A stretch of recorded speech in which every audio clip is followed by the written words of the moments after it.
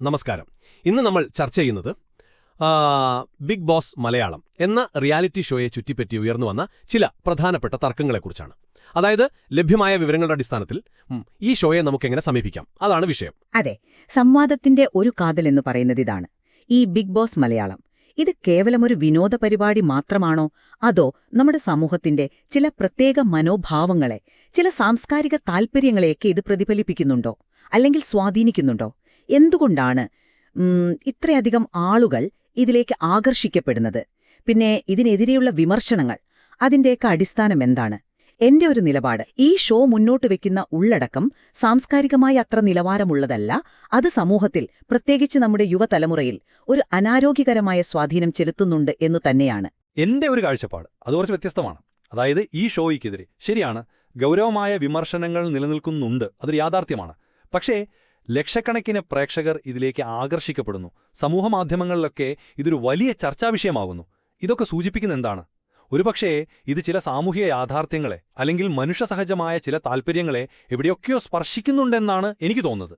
അപ്പോ ഇതിനെ പൂർണ്ണമായിട്ടങ്ങ് തള്ളിക്കളയാൻ പറ്റുമോ, അതാണ് ചോദ്യം. എന്റെ വാദം കുറച്ചുകൂടി വ്യക്തമാക്കാം. ഈ റിയാലിറ്റി ഷോയുടെ ഒരു അടിസ്ഥാന സ്വഭാവം അത് തന്നെ കുറച്ച് പ്രശ്നമാണ്. ഇത് മുന്നോട്ട് വെക്കുന്നത് ഒരു ആരോഗ്യകരമായ വിനോദമൊന്നുമല്ല, മറിച്ച് കൂടുതലും വ്യക്തികൾ തമ്മിലുള്ള കലഹങ്ങൾ, പിന്നെ പരദൂഷണം, വൈകാരികമായ പൊട്ടിത്തെറികൾ, ഇതൊക്കെയാണ്. ഇത് എന്താ പറയുക, ഒരുതരം സാമൂഹിക ഒളിഞ്ഞുനോട്ടമില്ലേ, സോഷ്യൽ വോയറിസം എന്ന് പറയില്ലേ, അതിനെ പ്രോത്സാഹിപ്പിക്കുകയും അതിനെ ലാഭകരമായി മാറ്റുകയുമാണ് ചെയ്യുന്നത്. മറ്റുള്ളവരുടെ സ്വകാര്യതയിലേക്ക്, അവരുടെ ചില ബലഹീനതകളിലേക്ക്, ചിലപ്പോൾ അവരുടെ താളപ്പിഴകളിലേക്ക്, അതിലേക്ക് ഇങ്ങനെ ഒളിഞ്ഞു നോക്കാൻ ഒരുതരം അസുഖകരമായ കൗതുകം അതിനെ തൃപ്തിപ്പെടുത്തുന്നുണ്ട് ഈ ഷോ. ഇഷ്ടമല്ല എന്ന് പലരും പുറത്തു പറയും. പക്ഷെ ഇതിനോട് ഒരു അഡിക്ഷൻ പോലെ ഒരു ആസക്തി പ്രകടിപ്പിക്കുന്നത് കാണാം, ചെറിയ കുട്ടികളടക്കം. ഇത് തന്നെയാണ് ഈ ഷോയുടെ സ്വാധീനത്തിന്റെ അപകടം വ്യക്തമാക്കുന്നത്. പിന്നെ ഏറ്റവും ഖേദകരമായൊരു കാര്യം, മോഹൻലാലിനെ പോലെ ഇത്രയും വലിയൊരു പ്രതിഭ, സമൂഹത്തിൽ അത്രയേറെ സ്വാധീനമുള്ളൊരു വ്യക്തി, അത്രയും മൂല്യങ്ങൾ ഉയർത്തിപ്പിടിക്കാത്ത ഒരു പരിപാടിയുടെ മുഖമായി മാറുന്നു എന്നതാണത്. അത് ആ പരിപാടിക്ക് ഒരു സ്വീകാര്യത നൽകുന്നില്ലേ? അതിലെ പ്രശ്നങ്ങളെ ചെറുതാക്കി കാണിക്കാൻ സഹായിക്കുന്നില്ലേ? ഇത് ശരിക്കും പറഞ്ഞാൽ സാംസ്കാരിക മൂല്യങ്ങളുടെ ഒരു അപജയത്തിന് വളം വയ്ക്കുകയാണ് ചെയ്യുന്നത്. താങ്കൾ ഉന്നയിച്ച പല കാര്യങ്ങളിലും അതിൽ കഴമ്പുണ്ട്, പ്രത്യേകിച്ച് ഷോയുടെ ആ ഉള്ളടക്കത്തെക്കുറിച്ചുള്ള വിമർശനങ്ങൾ. എന്നാൽ കാര്യങ്ങൾ അത്ര ലളിതമാണോ? ഇനി കാണില്ല എന്ന് ഉറപ്പിച്ചു പറയുന്നവർ പോലും എന്തുകൊണ്ടാണ് വീണ്ടും വീണ്ടും ഈ ഷോയിലേക്ക് തന്നെ ആകർഷിക്കപ്പെടുന്നത്? താങ്കൾ ഈ പറഞ്ഞ ഒളിഞ്ഞുനോട്ട മനോഭാവം അതൊരു ഘടകം തന്നെയായിരിക്കാം. പക്ഷെ അത് മാത്രമാണോ? മോഹൻലാലിന്റെ ആ ഒരു താരപരിവേഷം, സ്റ്റാർ വാല്യൂ, അതിൽ വലിയൊരു പങ്കു വഹിക്കുന്നുണ്ട് എന്നത് അത് നിഷേധിക്കാൻ പറ്റില്ല. ഒരുപക്ഷെ അദ്ദേഹം ഇല്ലായിരുന്നെങ്കിൽ ഇത്രയധികം ആളുകൾ, പ്രത്യേകിച്ച് തുടക്കത്തിൽ, ഈ ഷോ കാണാൻ തയ്യാറാകുമായിരുന്നോ? എനിക്ക് സംശയമുണ്ട്. എന്നാൽ അതിനപ്പുറം ഇതൊരു സോഷ്യൽ ടോക്കിംഗ് പോയിന്റായി മാറിയിട്ടുണ്ട്. അതായത് സമൂഹമാധ്യമങ്ങളിലെ ചർച്ചകൾ, ട്രോളുകൾ, പിന്നെ സുഹൃത്തുക്കൾക്കിടയിലെ സംഭാഷണങ്ങൾ, ഇതൊക്കെ നമ്മളെ ഒരു തരത്തിൽ ഈ ഷോയുടെ ഭാഗമാക്കുന്നുണ്ട്. ചിലപ്പോൾ ഈ സംഭാഷണങ്ങളിലൊക്കെ ഒന്ന് പങ്കുചേരാൻ വേണ്ടി മാത്രം ആളുകൾ ഇത് കാണുന്നുണ്ടാവാം. അപ്പോ ചോദ്യം ഇതാണ്, ഈ ഷോ കേവലം ഒരു മോശം അഭിരുചിയുടെ പ്രതിഫലനം മാത്രമാണോ? അതോ നമ്മുടെ ഈ സമകാലിക മലയാളി സമൂഹത്തിലെ ചില യാഥാർത്ഥ്യങ്ങളുടെ, ഒരുപക്ഷെ അത്ര സുഖകരമല്ലാത്ത ചില യാഥാർത്ഥ്യങ്ങളുടെ ഒരു നേർചിത്രം കൂടിയാണോ ഇത് നൽകുന്നത്? ഇതിന്റെ ഈ ജനപ്രീതി അതിനത്ര നിസ്സാരമായിട്ട് കാണാൻ പറ്റില്ല എന്നാണ് എനിക്ക് തോന്നുന്നത്. ശരി, സാമൂഹിക യാഥാർത്ഥ്യങ്ങളുടെ പ്രതിഫലനം എന്ന് പറയുമ്പോൾ എങ്ങനെയുള്ള യാഥാർത്ഥ്യങ്ങളാണിത് പ്രതിഫലിപ്പിക്കുന്നത്? വ്യക്തിപരമായ നേട്ടങ്ങൾക്ക് വേണ്ടി മറ്റുള്ളവരെ ചതിക്കുക, താഴ്ത്തിക്കെട്ടുക, നിലവാരമില്ലാത്ത ഭാഷാപ്രയോഗങ്ങൾ, പെരുമാറ്റങ്ങൾ, ഇതൊക്കെയാണോ നമ്മുടെ സമൂഹത്തിന്റെ ശരിയായ മുഖം? അഥവാ അങ്ങനെയാണെങ്കിൽ തന്നെ അതിനെ ഇങ്ങനെ ആഘോഷിക്കേണ്ട കാര്യമുണ്ടോ ഒരു റിയാലിറ്റി ഷോ എന്ന നിലയ്ക്ക്? ഇതിന് സമൂഹത്തോടൊരു ഉത്തരവാദിത്വവുമില്ലേ? ഇത് മുന്നോട്ട് വയ്ക്കുന്ന ഒരു തരം വിജയിക്കാൻ എന്തു വഴിയും സ്വീകരിക്കാം എന്നൊരു മനോഭാവമില്ലേ? അത് പ്രത്യേകിച്ച് യുവാക്കൾക്കിടയിൽ എന്തു തരത്തിലുള്ള സന്ദേശമാണ് നൽകുന്നത്? ഇത് നമ്മുടെ നിലവിലുള്ള ഒരു സാംസ്കാരിക അടിത്തറയെ അതിനെ ദുർബലപ്പെടുത്തുകയല്ലേ ചെയ്യുന്നത്? ഗ്രൂപ്പിസം, പുറംപറച്ചിൽ, അല്ലെങ്കിൽ പെട്ടെന്നുള്ള ദേഷ്യം, വൈകാരിക പ്രതികരണങ്ങൾ, ഇതൊന്നും നമ്മുടെ സമൂഹത്തിൽ തീരെ ഇല്ലാത്ത കാര്യങ്ങളാണോ? ഒരുപക്ഷെ ഒരു അടഞ്ഞ സ്ഥലത്ത്, ഒരു ക്ലോസ്ഡ് എൻവിറോൺമെന്റിലെ സമ്മർദ്ദങ്ങൾ കൂടുമ്പോൾ മനുഷ്യരുടെ ഉള്ളിലുള്ള ഈ വശങ്ങളൊക്കെ കുറച്ചുകൂടി തീവ്രമായിട്ട് പുറത്തുവരുന്നു. അതല്ലേ സത്യം? ശരിയാണ്, ഇതിനെ ചിലപ്പോൾ അതിശയോക്തിപരമായിട്ടായിരിക്കാം അവതരിപ്പിക്കുന്നത്. പക്ഷേ ഇതിലെ പല രംഗങ്ങളോടും പല സംഭാഷണങ്ങളോടും ആളുകൾക്ക് ഒരുതരം ഒരു റിലേറ്റബിലിറ്റി, ഒരു താതാത്മ്യം തോന്നുന്നത് എന്തുകൊണ്ടാണ്? ഒരുപക്ഷെ നമ്മളൊക്കെ പൊതുസമൂഹത്തിൽ ഇങ്ങനെ മറച്ചുവെക്കാൻ ശ്രമിക്കുന്ന ചില അപ്രിയ സത്യങ്ങളെ ഇത് പുറത്തു കൊണ്ടുവരുന്നതുകൊണ്ടാകുമോ? ഇത്തരം സ്വഭാവങ്ങളെ പ്രോത്സാഹിപ്പിക്കുന്നു എന്ന വാദത്തിൽ അതിൽ കഴമ്പുണ്ട്, സമ്മതിക്കുന്നു. പക്ഷേ എന്തുകൊണ്ടാണ് ഇത് ഇത്രയധികം ചർച്ച ചെയ്യപ്പെടുന്നത്? ഒരു സാംസ്കാരിക ഉൽപ്പന്നം എന്ന നിലയിൽ ഇതിന് ഒരു പ്രസക്തിയുമില്ല എന്ന് നമുക്ക് പറയാൻ പറ്റുമോ? നല്ലതാണോ ചീത്തയാണോ എന്നത് അതവിടെ നിൽക്കട്ടെ. പക്ഷേ ഇത് സമൂഹത്തിൽ ചലനങ്ങൾ സൃഷ്ടിക്കുന്നുണ്ട്. അതൊരു വസ്തുതയാണ്. ആളുകൾ ആകർഷിക്കപ്പെടുന്നതിന്റെ കാരണങ്ങളിലേക്ക് ഒന്നുകൂടി വരാം. താങ്കൾ ഈ സാമൂഹിക ചർച്ചകളും മോഹൻലാലിന്റെ സാന്നിധ്യവും ഒക്കെ പറഞ്ഞു. എന്നാൽ എന്റെ ഒരു ഉറച്ച വിശ്വാസം ആത്യന്തികമായിട്ട് പ്രേക്ഷകരെ പിടിച്ചിരുത്തുന്നത് ആ ഒളിഞ്ഞുനോട്ട കൗതുകം അതുതന്നെയാണ്. മറ്റൊരാളുടെ സ്വകാര്യ ജീവിതത്തിലെ ആ നാടകീയ മുഹൂർത്തങ്ങൾ, അത് കാണാനുള്ളൊരടങ്ങാത്ത ആഗ്രഹം. ഷോയുടെ ആ ഒരു നിർമ്മാണ രീതി, ഫോമാറ്റ് തന്നെ, അതായത് നിരന്തരമായ നിരീക്ഷണം, രഹസ്യ സംഭാഷണങ്ങൾ പുറത്തുവിടുന്നത്, ഇതൊക്കെ ഈ ഒരു കൗതുകത്തെ ഊട്ടിയുറപ്പിക്കാനാണ് ശ്രമിക്കുന്നത്. ഇതിനോടുള്ള ഒരു അമിതമായ ആസക്തി, അഡിക്ഷൻ, അതൊരു യാഥാർത്ഥ്യമാണ്. ഇത് വെറുമൊരു താൽപ്പര്യമല്ല, പലപ്പോഴും നിയന്ത്രണം വിട്ടുപോകുന്ന ഒന്നാണ്. ഇതിനെ എങ്ങനെയാണ് നമ്മൾക്ക് നിസ്സാരവൽക്കരിക്കാൻ കഴിയുക? ഞാൻ ആ വാദത്തെ പൂർണ്ണമായിട്ടങ്ങ് അംഗീകരിക്കുന്നില്ല. ഒളിഞ്ഞുനോട്ടം ശരിയാണ്, അതൊരു ഘടകമാണ്. പക്ഷേ ആകർഷണത്തിന്റെ ഒരു മുഴുവൻ ചിത്രം അതല്ല. മോഹൻലാലിന്റെ ആ സ്റ്റാർ വാല്യൂ, അതിനെ കേവലം ഒരു തുടക്കത്തിലെ ആകർഷണം മാത്രമായിട്ട് കാണാൻ പറ്റില്ല.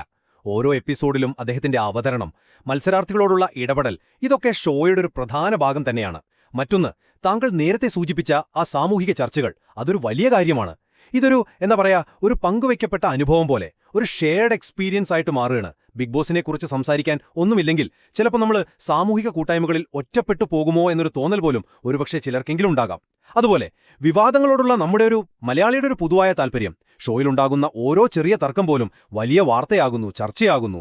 പിന്നെ ഏറ്റവും ശ്രദ്ധേയമായ കാര്യം, വിമർശിക്കുന്നവർ പോലും ഇത് കാണുന്നു എന്നതാണ്. വിമർശിക്കാനുള്ള പുതിയ കാരണങ്ങൾ കണ്ടെത്താനായിരിക്കാം, അല്ലെങ്കിൽ ഉള്ളിന്റെ ഉള്ളിൽ ഈ നാടകീയതയൊക്കെ ആസ്വദിക്കുന്നത് കൊണ്ടുമാകാം. അതുകൊണ്ട് പ്രേക്ഷകരുടെ ഈ ആകർഷണത്തിന് പിന്നിൽ മനഃശാസ്ത്രപരവും സാമൂഹികവുമായ കുറച്ചുകൂടി സങ്കീർണമായ മാനങ്ങളുണ്ട്. അതിനെ ഈ ഒളിഞ്ഞുനോട്ടം എന്ന ഒറ്റ വാക്കിൽ ഒതുക്കുന്നത് അത് ശരിയല്ല എന്നാണ് എന്റെ പക്ഷം. മോഹൻലാലിന്റെ ആ പങ്കിലേക്ക് ഞാൻ വീണ്ടും എത്തുകയാണ്. അദ്ദേഹത്തിന്റെ സാന്നിധ്യം ഷോയുടെ വിജയത്തിന് അനിവാര്യമാണെന്ന് താങ്കൾ പറയുന്നു. അത് ഒരുപക്ഷെ ശരിയായിരിക്കാം. പക്ഷേ അവിടെയാണ് എന്റെ ഒരു ധാർമ്മികമായ ചോദ്യം ഉയരുന്നത്. ഇത്രയധികം ആരാധകരുള്ള ഒരു തലമുറയെ തന്നെ സ്വാധീനിക്കാൻ കഴിവുള്ള ഒരു വ്യക്തി ഉള്ളടക്കത്തിന്റെ പേരിൽ ഇത്രയധികം വിമർശിക്കപ്പെടുന്ന ഒരു പരിപാടിയുടെ ഭാഗമാകുമ്പോൾ അത് ആ പരിപാടിക്ക് നൽകുന്ന ഒരു പരോക്ഷമായ അംഗീകാരം, അതിനെക്കുറിച്ച് അദ്ദേഹം ബോധവാനല്ലേ? ഒരു കലാകാരൻ എന്ന നിലയിലുള്ള ഒരു പ്രൊഫഷണൽ തെരഞ്ഞെടുപ്പ് എന്ന് പറഞ്ഞതിനങ്ങ് ലളിതവൽക്കരിക്കാൻ പറ്റുമോ? അദ്ദേഹത്തിന്റെ പേരും പ്രശസ്തിയും ഈ ഷോയുടെ ഒരു നിലവാരമില്ലായ്മയെ മറികടക്കാൻ, അല്ലെങ്കിൽ അതിനെ ന്യായീകരിക്കാൻ ഉപയോഗിക്കപ്പെടുന്നെന്ന് തോന്നിയിട്ടില്ലേ? ഇതൊരു തരത്തിലുള്ള ഒരു സാമൂഹിക ഉത്തരവാദിത്തത്തിൽ നിന്നുള്ള ഒളിച്ചോട്ടം അങ്ങനെയല്ല ഇതിനെ കാണേണ്ടത്? അത് തീർച്ചയായും ന്യായമായൊരു ചോദ്യമാണ്. അദ്ദേഹത്തിന്റെ സാന്നിധ്യം തീർച്ചയായും ഷോയുടെ ആ ഒരു സ്വീകാര്യത വർദ്ധിപ്പിക്കുന്നുണ്ട്, അതിൽ സംശയമില്ല. പക്ഷെ ഒരു കലാകാരന്റെ തൊഴിൽപരമായ തീരുമാനങ്ങളെ നമ്മൾ ഏതളവുകോൽ വെച്ചാണ് അളക്കേണ്ടത്? അദ്ദേഹം തെരഞ്ഞെടുക്കുന്ന സിനിമകളിലെ കഥാപാത്രങ്ങളുടെ എല്ലാം ധാർമ്മിക ഉത്തരവാദിത്തം നമ്മൾ അദ്ദേഹത്തിൽ ആരോപിക്കാറുണ്ടോ? ഇതൊരു ടെലിവിഷൻ ഫോർമാറ്റാണ്, അതിനൊരു അവതാരകൻ വേണം. ആ റോൾ അദ്ദേഹം നന്നായിട്ട് ചെയ്യുന്നുണ്ട്. ഷോയുടെ ഉള്ളടക്കം അത് നിയന്ത്രിക്കുന്നത് അദ്ദേഹം അല്ലല്ലോ. അതിന്റെ നിർമ്മാതാക്കൾ, ചാനല്, പിന്നെ അതിലെ മത്സരാർത്ഥികൾ, ഇവരെല്ലാം ഈ ഉള്ളടക്കത്തിന് ഉത്തരവാദികളാണ്. അവതാരകനെ മാത്രം ഇങ്ങനെ ഒറ്റപ്പെടുത്തി ആക്രമിക്കുന്നത് എനിക്കിത് ഒരുതരം താര ആരാധനയുടെ മറുപുറം പോലെയാണ് ചിലപ്പോൾ തോന്നാറ്. അദ്ദേഹത്തിന്റെ സാന്നിധ്യം കാരണം കൂടുതൽ ആളുകൾ കാണുന്നുണ്ടാകാം, ശരിയാണ്. പക്ഷേ കണ്ടതിന് ശേഷം അതിനെ വിലയിരുത്താനും വേണമെങ്കിൽ തള്ളിക്കളയാനുമുള്ള ഒരു വിവേചനാധികാരം അത് പ്രേക്ഷകനില്ലേ? പ്രേക്ഷകന്റെ വിവേചനാധികാരം എന്ന് പറയുമ്പോൾ കുട്ടികളുടെ കാര്യം അത് നമ്മൾ കുറച്ചുകൂടി ഗൗരവമായി കാണേണ്ട ഒന്നല്ലേ? മുതിർന്നവർക്ക് ഒരുപക്ഷെ ഇതിലെ ആ നാടകീയതയും യാഥാർത്ഥ്യവും തമ്മിൽ വേർതിരിച്ചറിയാൻ കഴിഞ്ഞേക്കാം. എന്നാൽ കുട്ടികൾ, അവര് ഈ ഷോയിലെ പെരുമാറ്റങ്ങളെയും സംഭാഷണങ്ങളെയും ഒക്കെ എങ്ങനെയായിരിക്കും ഉൾക്കൊള്ളുന്നത്? ഈ കലഹങ്ങളും അധിക്ഷേപങ്ങളും വ്യക്തിഹത്യയും ഇതൊക്കെ ഒരു സാധാരണ കാര്യമാണെന്നൊരു ധാരണ അവരിൽ രൂപപ്പെടാൻ ഇതിടയാക്കില്ലേ? ദീർഘകാലാടിസ്ഥാനത്തിൽ ഇത് അവരുടെ സാമൂഹികമായ കാഴ്ചപ്പാടുകളെയും പെരുമാറ്റ രീതികളെയുമൊക്കെ എങ്ങനെ ബാധിക്കും? ഇത് കേവലം മാതാപിതാക്കളുടെ മാത്രം ഉത്തരവാദിത്തമാണോ, അതോ സമൂഹത്തിന് മൊത്തത്തിൽ ഇതിൽ ആശങ്കപ്പെടാൻ വകയില്ലേ? കുട്ടികളിലെ സ്വാധീനം അത് തീർച്ചയായും ഗൗരവമായി പരിഗണിക്കേണ്ട വിഷയം തന്നെയാണ്. താങ്കളുടെ ആ ആശങ്ക ഞാനത് പൂർണ്ണമായിട്ടും പങ്കുവയ്ക്കുന്നു. എന്നാൽ ആ ഉത്തരവാദിത്തം അത് പൂർണ്ണമായിട്ടും ഷോയിൽ മാത്രം അങ്ങ് ചുമത്തുന്നത് ശരിയാണോ? കുട്ടികൾ എന്തുകൊണ്ടാണ് ഈ ഷോയിലേക്ക് ഇത്രയധികം ആകർഷിക്കപ്പെടുന്നത്? സമൂഹത്തിൽ, പ്രത്യേകിച്ച് മുതിർന്നവർക്കിടയിൽ ഇതിന് കിട്ടുന്ന വലിയ പ്രചാരവും ചർച്ചകളും അതൊരു പ്രധാന കാരണമല്ലേ? വീടുകളിൽ മുതിർന്നവർ ഇത് കാണുകയും ഇതിനെക്കുറിച്ച് സംസാരിക്കുകയും ഒക്കെ ചെയ്യുമ്പോൾ കുട്ടികൾ സ്വാഭാവികമായും ഇതിലേക്ക് ആകർഷിക്കപ്പെടും. അപ്പോൾ ഇവിടെയാണ് മാതാപിതാക്കളുടെയും സമൂഹത്തിന്റെയും ഒരു പങ്കുവരുന്നത്. കുട്ടികൾ എന്ത് കാണണം, എന്ത് കാണരുത് എന്നതിനെക്കുറിച്ച് ഒരു മാർഗനിർദ്ദേശം നൽകേണ്ടത് അനിവാര്യമല്ലേ? പ്രശ്നം ഷോയുടെ ഉള്ളടക്കത്തിൽ മാത്രമാണോ, അതോ ഈ ഡിജിറ്റൽ യുഗത്തിൽ കുട്ടികൾക്ക് വളരെ എളുപ്പത്തിൽ ലഭ്യമാകുന്ന പലതരം ഉള്ളടക്കങ്ങളെക്കുറിച്ചുള്ള ഒരു വലിയ സംവാദത്തിന്റെ ഭാഗമാണോ ഈ വിഷയവും? ബിഗ് ബോസ് മലയാളം പോലുള്ള പരിപാടികൾ മുന്നോട്ട് വയ്ക്കുന്ന സന്ദേശങ്ങളെക്കുറിച്ചും അവ നമ്മുടെ ഒരു സാംസ്കാരിക മണ്ഡലത്തിലുണ്ടാക്കുന്ന ചലനങ്ങളെക്കുറിച്ചുമുള്ള എൻ്റെ ആശങ്കകൾ ഈ ചർച്ചയിലൂടെ ശരിക്കും പറഞ്ഞാൽ കൂടുതൽ ബലപ്പെട്ടിട്ടേ ഉള്ളൂ. പ്രത്യേകിച്ചും കുട്ടികളിലും യുവാക്കളിലും ഇതുണ്ടാക്കാൻ സാധ്യതയുള്ള ആ ദീർഘകാല പ്രത്യാഘാതങ്ങൾ അത് നമ്മൾ കാണാതിരുന്നുകൂടാ. മോഹൻലാലിനെ പോലുള്ള അത്രയും വലിയ വ്യക്തിത്വങ്ങൾ ഇത്തരം സംരംഭങ്ങളുടെ ഭാഗമാകുമ്പോൾ അവർ പുലർത്തേണ്ട സാമൂഹികവും ധാർമ്മികവുമായ ഉത്തരവാദിത്വത്തെക്കുറിച്ചുള്ള ചോദ്യങ്ങൾ അത് തീർച്ചയായും അവശേഷിക്കുന്നു. ഇത് കേവലം ഒരു വിനോദം എന്നതിനപ്പുറം പ്രാധാന്യമർഹിക്കുന്ന ഒരു വിഷയം തന്നെയാണ്. ശരിയാണ്. ഷോയുടെ ഉള്ളടക്കത്തെക്കുറിച്ചുള്ള വിമർശനങ്ങളുടെ ആ ഒരു സാധുത അത് ഞാൻ അംഗീകരിക്കുന്നു. എന്നാൽ എന്തുകൊണ്ട് ഇത്രയധികം ആളുകൾ, ഈ വിമർശിക്കുന്നവർ പോലും ഈ പരിപാടി കാണുന്നു എന്നതിന്റെ കാരണങ്ങൾ അത് വളരെ സങ്കീർണമാണ്. മോഹൻലാലിന്റെ ആ ഒരു ആകർഷണീയത, സാമൂഹിക സമ്മർദ്ദങ്ങൾ, ഈ പങ്കുവെക്കപ്പെട്ട ചർച്ചകളിൽ ഭാഗമാകാനുള്ളൊരാഗ്രഹം, പിന്നെ വിവാദങ്ങളോടുള്ള ഒരു മനുഷ്യസഹജമായ താൽപ്പര്യം, ഇതെല്ലാം കൂടിച്ചേർന്നാണ് ഈ ജനപ്രീതി അത് രൂപപ്പെടുന്നത്. ഇതിന് നമ്മൾ ഒരു സാമൂഹിക പ്രതിഭാസമായി കണ്ട് വിശകലനം ചെയ്യേണ്ടതുണ്ട്. അല്ലാതെ കേവലം നല്ലത് ചീത്തത് എന്ന് അത്ര ലളിതമായിട്ട് തരംതിരിക്കാനാവില്ല. എന്തായാലും ഈ സംവാദം ഒരു കാര്യം വ്യക്തമാക്കുന്നുണ്ട്. ബിഗ് ബോസ് മലയാളം പോലുള്ള പരിപാടികൾ നമ്മുടെ സമൂഹത്തിൽ പല വ്യത്യസ്ത തലങ്ങളിൽ സ്വാധീനം ചെലുത്തുന്നുണ്ട് എന്നത് തീർച്ചയാണ്. അതിനെ കേവലം ഒരു റിയാലിറ്റി ഷോ എന്ന് മാത്രം കണ്ട് അന്ന് അവഗണിക്കാൻ സാധ്യമല്ല. തീർച്ചയായും അതിന്റെ സാംസ്കാരികവും സാമൂഹികവുമായ മാനങ്ങളെക്കുറിച്ച് ഇനിയും ആഴത്തിൽ ചിന്തിക്കാനും ചർച്ച ചെയ്യാനും സാധ്യതകളുണ്ട്.